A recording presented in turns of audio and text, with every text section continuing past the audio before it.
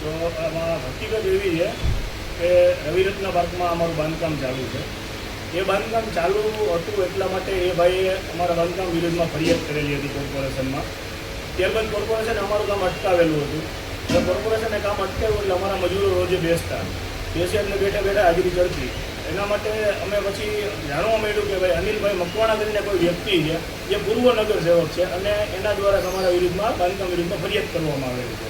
તો અમે અનિલભાઈ મકવાણાનો સંપર્ક કર્યો અને પૂછવામાં આવ્યું કે ભાઈ ખરેખર અમારા બાંધકામમાં તમને શું તકલીફ છે. તો ત્યારે એને એવું કીધું કે ભાઈ તમે અમને રૂબરૂ મળો, રૂબરૂ મળીને ચર્ચા કરશું. એટલે અમે રૂબરૂ મળવા માટે એને સ્થળનું પૂછ્યું કે કઈ જગ્યાએ મળી શકશું. તો એ એવું કહે છે કે ભાઈ સર્કિટ હાઉસે આવો. સર્કિટ હાઉસે હું મળવા માટે ગયો છું એમને. તો સર્કિટ હાઉસે મળવા ગયો એટલે મેં એમને પૂછ્યું ભાઈ રવિરત્ન પાર્કમાં જે મારું બાંધકામ ચાલુ છે ત્યાં મેં ફરિયાદ કરેલી છે, તમે હજી ફરિયાદ કરેલી છે, તો એ ફરિયાદમાં અમારા બાંધકામમાં તમને શું તકલીફ છે. ત્યારે એ ભાઈ દ્વારા કહેવામાં આવે છે કે ભાઈ બિલ્ડિંગની હાઇટ ઊંચી છે, આ છે તે છે, અલગ અલગ વાંધા વચકા બતાવતા હતા. ત્યારબાદ એને એવું પણ કીધું કે ભાઈ જે છે એ આખા રાજકોટમાં આવું ચાલે છે. તો ભાઈ મેં એને કીધું કે ભાઈ જે છે અત્યારે મારા મજૂરો રોજ બેસે છે, અમારે હેરાનગતિ રહી છે, તો તમે આ ફરિયાદ પાછી ખેંચી લો. તો ત્યારે એને કીધું કે ફરિયાદ પાછી મારે લેખિતમાં ખેંચવી પડે અને લેખિતમાં ખેંચવી હોય તો 3 લાખ રૂપિયાની માંગણી એને મારી પાસે કરેલી હતી, જેના વિડીયો પુરાવા કમ્પ્લીટ અમારી પાસે છે. અને સર્કિટ હાઉસમાં VIP રૂમમાં એમને મારી જોડે મિટિંગ કરેલી છે.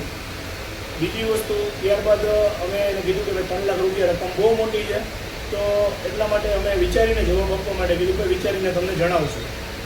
બીજે દિવસે અમારા મજૂર ના બેસે એટલા માટે અમે સાંજના ટાઈમે જ ફરી પાછો એમને કોલ કર્યો. તો ત્યારે પણ એને એવું જ કીધું કે ભાઈ સર્કિટ હાઉસે આવો. સર્કિટ હાઉસ અમે ફરી પાછા અમને મળવા ગયા અને સર્કિટ હાઉસે મળ્યા એટલે ત્યારે એને એવું કીધું કે ભાઈ એમાં લાંબો ફેર નહીં પડે, 25,000 રૂપિયાનો ફેર પડશે, એથી વધારે હું આમાં કંઈ કરી નહીં શકું અને મારે લેખિતમાં દેવું પડે. બરાબર, ચૂંટણીનો ટાઈમ માથે છે, લેખિતમાં આપું એટલે મારા કાંડા કપાઈ જાય, આવી એમને વાત કરી. એટલે એ પણ રકમ મોટી હોય એટલે અમે કીધું કે ભાઈ હજી અમે વિચારીને જવાબ દઈશું. ત્યારે એને એવું કીધું કે હું 3-4 દિવસમાં તમારી પાસે ટાઈમ આપું છું, 3-4 દિવસમાં તમારું ફોલોઅપ હું કોર્પોરેશનમાં નહીં લઉં અને કોર્પોરેશનમાં ફોલોઅપ નહીં લઉં એટલે 3-4 દિવસમાં તમે મને વિચારીને કહે. એ તો તંત્ર અને આ ભાઈ જ જાણી શકે, એના વિશે હું કાંઈ ના કહી શકું. કારણ કે આ ભાઈએ જે મારી આગળ પૈસાની માંગણી કરી એના એવિડન્સ મારી પાસે છે, એના વિડીયો પુરાવા છે જે હું મીડિયા સમક્ષ મેં આપેલા છે.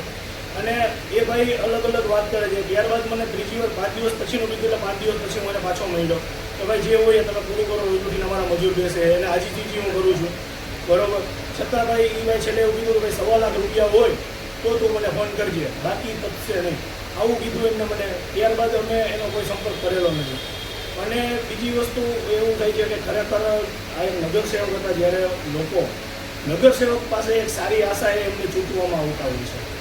તો નગરસેવક જ્યારે કોઈ પબ્લિકે એમને ચૂંટીને જે તે ટાઈમે બનાવેલા હતા અને નગર સેવક જો આવી રીતે કોઈ લોકોને હેરાન કરીને પૈસા પાડવાનું કામ કરે એ તો ગેરવ્યાજબી કહેવાય છે.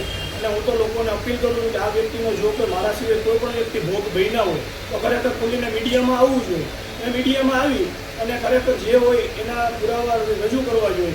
અને જો કોઈ એને પૈસા દીધા હોય તો પૈસા દીધા હોય એના પણ પુરાવા રજૂ કરીને મીડિયા સમક્ષ આવી અને આવા લોકોને ખુલ્લા પાડવા જોઈએ. જે એ અનુસંધાને પણ હું તમને કહેવા માંગુ છું, મીડિયા મિત્રોના માધ્યમથી મને હમણાં જે થોડી વાર પહેલાં જાણવા માંગ્યું તો એ ભાઈ એવું કહે છે કે ભાઈ અમારા મટીરિયલ મારા શાળાના મટીરિયલના સપ્લાયના હતા. થોડી વાર પછી એવું કહે છે કે આ વિડીયો AI જનરેટેડ હતો. તો ખરેખર એવું હોય કે મટીરિયલના હોય તો અમારી કોલ હિસ્ટ્રી કઢાવવાની હું છૂટ આપું છું.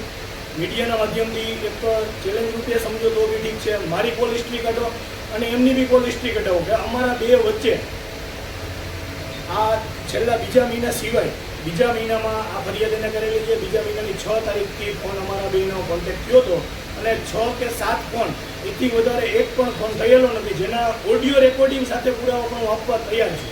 સત્તાધારી પક્ષ પાસે હું એક એવી આશા રાખું છું કે જો સત્તાધારી પક્ષે આ બધું તપાસી અને યોગ્ય નિર્ણય અને ખરેખર જો પક્ષને નુકસાન ના થાય એના માટે યોગ્ય કાર્યવાહી આવા લોકો વિરુદ્ધ કરવી જોઈએ એવી હું આશા રાખું છું. અને મને પૂરી આશા છે કે આમાં જે સત્ય છે અને સત્ય જે ઉજાગર થયું છે એને સાથ મળશે અને એ સત્ય છે એ કોઈના દબાવવાથી દબાશે નહીં.